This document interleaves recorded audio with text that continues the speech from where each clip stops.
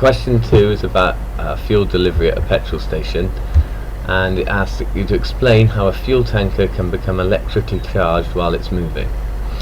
Well, as it's moving, we're going to get surfaces which are going to be rubbing on each other, okay, either looking at the tyres rubbing, or probably more likely we're going to be looking at just air particles moving past the tanker, and then they're going to create friction.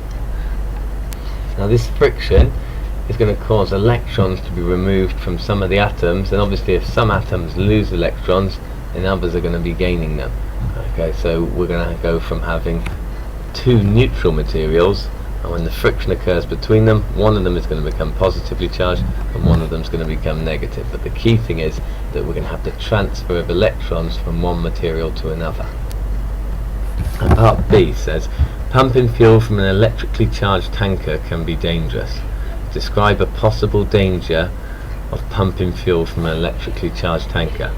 Well, one of the problems we're going to have here is we're going to create this build-up of electrical charge, and like we said in the previous part, we're going to have some parts which are going to become positive and some parts which are going to become negative.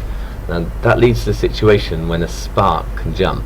Now a spark is basically the movement of electrons jumping from somewhere negative to somewhere positive, and if we've got sparks jumping around flammable liquids, then obviously that's a potential danger.